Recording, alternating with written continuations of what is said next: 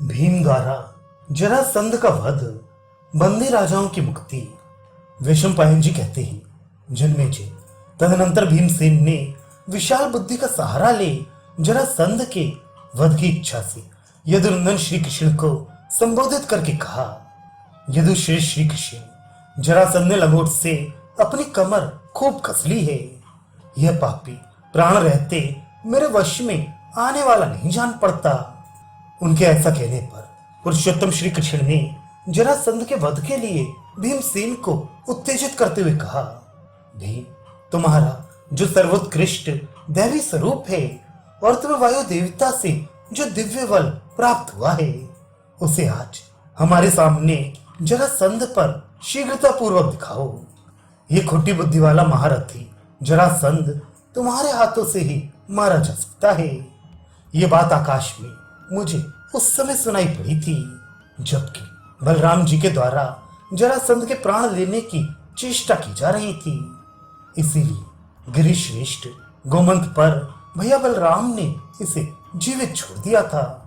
अन्यथा बलदेव जी के काबू में आ जाने पर इस जरासंध के सिवा दूसरा कौन जीवित बच सकता था। महाबली भी तुम्हारे सिवा और किसी के द्वारा इसकी मृत्यु नहीं होने वाली है। महाबाहु, तुम वायुदेव का चिंतन करके इस मगध राज को मार डालो। उनके इस तरह संकेत करने पर शत्रुओं का दमन करने वाले महाबली भीम ने उस समय बलवान जरासंध को उठाकर आकाश में वेग से घुमाना प्रारंभ किया। तब भगवान श्री कृष्ण ने जरासंध का वध कराने की इच्छा से भीमसेन की ओर देखकर नरकट हाथ में ले लिया और उसे दातून की भांति दो टुकड़ों में चीर डाला तथा उसे फेंक दिया। यह जरासंध को मारने के लिए एक संकेत था।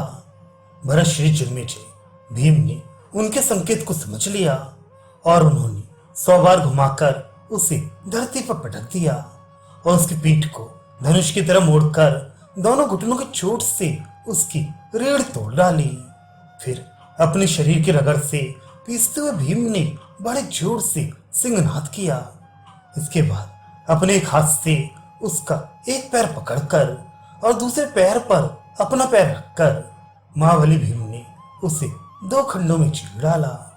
तब वे दोनों टुकड़े फिर से जुड़ गए और प्रतापी जरासंध भीम से भिड़कर बाहु युद्ध करने लगा। उन दोनों वीरों का वह युद्ध अत्यंत भयंकर और रोमांचकारी था। उसे देखकर ऐसा जान पड़ता था मानो संपूर्ण जगत का संहार हो जाएगा। वह द्वंद्व युद्ध संपूर्ण प्राणियों के भय को बढ़ाने वाला था। उस समय भगवान श्री कृष्ण ने पुनः एक नरकट लेकर पहले की भांति चीर कर उसके 2 टुकड़े कर दिए और दोनों टुकड़ों को अलग अलग विपरीत दिशा में फेंक दिया। जरासंध के वध के लिए ये दूसरा संकेत था। भीमसेन ने उसे समझकर पुनः मगध राज को 2 टुकड़ों में चीर डाला और पैर से ही उन दोनों टुकड़ों को विपरीत दिशाओं में करके फेंक दिया। इसके बाद वे विकट गर्जना करने लगे।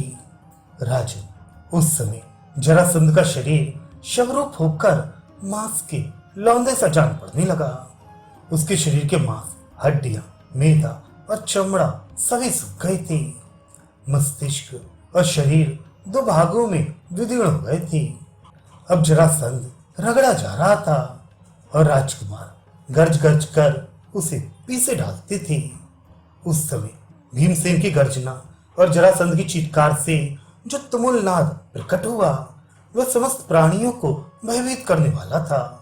उसे सुनकर सभी मगध निवासी भय से थर्रा उठे। स्त्रियों के तो गर्भ तक गिर गए। भीमसेन की गर्जना सुनकर मगध के लोग भयभीत होकर सोचने लगे कि कहीं हिमालय पहाड़ तो नहीं फट पड़ा, कहीं पृथ्वी तो विदीर्ण नहीं हो रही है।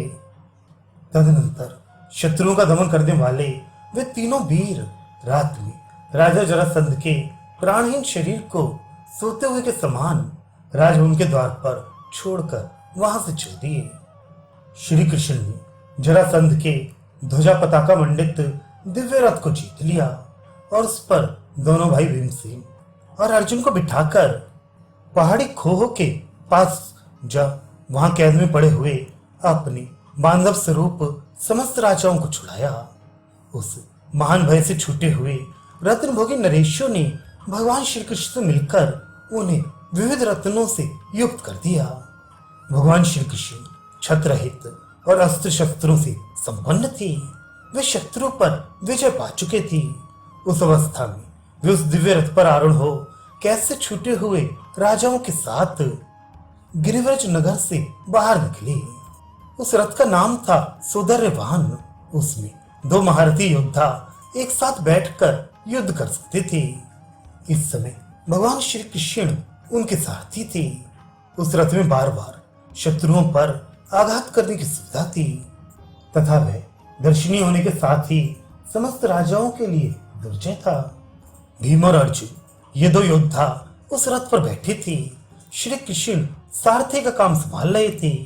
संपूर्ण धनुर्धर वीरों के लिए भी उसे जीतना कठिन था। इन दोनों रथियों के द्वारा उस शेष रथ की ऐसी शोभा हो रही थी मानो इंद्र और विष्णु एक साथ बैठकर तारका में संग्राम में विचर रहे हों। वह रथ तपाए हुए स्वर्ण के समान कांतिमान था। उसमें क्षुद्र घंटिकाओं से युक्त झालरें लगी थी। उसकी चरमराहट मेघ की गंभीर गर्जना के समान जान पड़ती थी। वह शत्रु का विघातक और विजय प्रदान करने वाला था। उसी रथ पर सवार हो उसके द्वारा श्री कृष्ण ने उस समय यात्रा की। ये वही रथ था जिसके द्वारा इंद्र ने 99 शत्रुओं का वध किया था। उस रथ को पाकर वो तीनों नरश्रेष्ठ बहुत प्रसन्न हुए। तदनंतर दोनों फुफेरे भाइयों के साथ रथ पर बैठे हुए महाबाहु श्री कृष्ण को देखकर मगध के निवासी बड़े विस्मित हुए। वह रथ वायु के समान वेगशाली था। उसमें दिव्य घोड़े जुते हुए थे। भारत श्री कृष्ण के बैठ जाने से उस दिव्य रथ की बड़ी शोभा हो रही थी।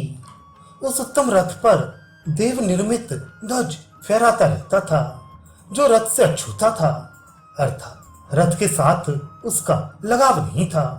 वह बिना आधार के ही उसके ऊपर लहराया करता था। इंद्रधनुष के समान प्रकाशमान बहुरंगी एवं शोभाशाली वह ध्वज एक योजन दूर ही से दिखने लगता था।